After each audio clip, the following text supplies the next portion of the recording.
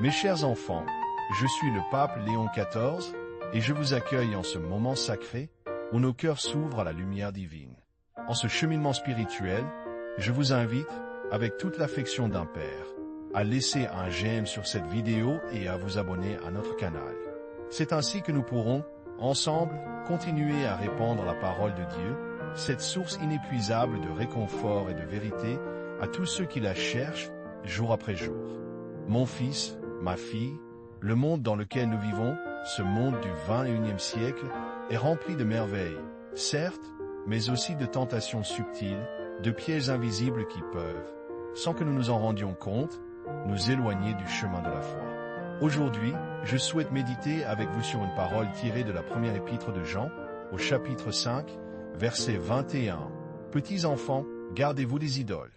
Ce commandement, vieux de 2000 ans, résonne avec une force nouvelle dans notre ère numérique. Quelles sont donc ces idoles modernes, me demanderez-vous? Elles ne sont plus faites de bois ou de pierre, non. Elles sont plus insidieuses, plus proches de nous que jamais. Elles se cachent dans les écrans qui illuminent nos nuits, dans la quête incessante de reconnaissance sociale, dans l'accumulation de biens matériels, dans la soif d'informations sans fin, ou même dans l'illusion d'une vie parfaite que d'autres semblent étaler devant nos yeux. Chaque j'aime sur une photo, chaque partage d'une opinion, chaque nouvelle acquisition peut devenir, si nous n'y prenons garde, un petit autel érigé dans le temple de notre âme, où nous offrons notre temps, notre énergie, notre paix intérieure, en lieu et place de la dévotion due à notre Créateur. Ces idoles numériques nous promettent souvent une satisfaction immédiate, une gloire éphémère, un sentiment d'appartenance illusoire. Elles nous entraînent dans un tourbillon où l'authentique est remplacé par le superficiel, où la méditation profonde est supplantée par la distraction constante, où la communion véritable avec Dieu est étouffée par le bruit incessant du monde. Elles nous volent notre temps précieux, ce don divin qui devrait être consacré à la prière, à la charité, à la contemplation de la beauté du monde et à la construction de notre relation avec notre Père Céleste.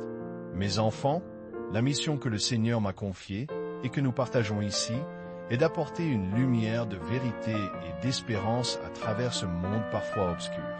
Si ces paroles ont touché votre âme, si elles ont apporté un peu de clarté ou de réconfort dans votre vie, je vous invite, avec toute ma gratitude, à soutenir cette œuvre d'amour. Un simple clic sur le bouton Super Merci, ou Vale de mai comme on dit, peut faire une différence immense.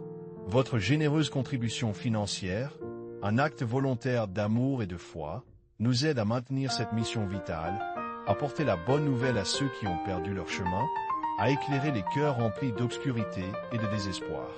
Que Dieu vous bénisse pour votre charité. Avant de poursuivre ce chemin de réflexion, je vous invite, mes chers enfants, à écrire dans les commentaires ce mantra puissant, où la lumière de la vérité habite, aucune idole ne peut s'enraciner. C'est un acte de foi, un bouclier contre les illusions du monde, qui ancre votre âme dans la sainte vérité. Maintenant, suivons ensemble. L'avertissement de Saint Jean n'est pas une interdiction punitive, mais un appel aimant à la liberté.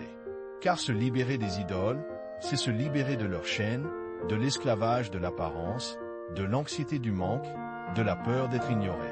C'est retrouver la paix véritable, celle qui ne dépend pas des clics, des notifications ou des possessions, mais de la présence constante et aimante de Dieu en nous.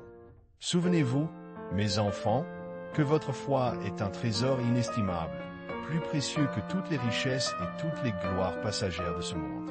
Ne laissez aucune distraction, aucune nouveauté brillante, aucun culte de l'éphémère vous en éloigner. La vraie richesse réside dans l'amour de Dieu et du prochain, dans la bonté du cœur, dans la générosité de l'esprit, dans la persévérance de la prière. Ce sont là les fondations solides sur lesquelles bâtir une vie pleine de sens, une vie qui glorifie Dieu et apporte la paix à votre âme. Petits enfants, gardez votre cœur pur, votre esprit vigilant et votre âme ancrée dans la lumière éternelle du Christ.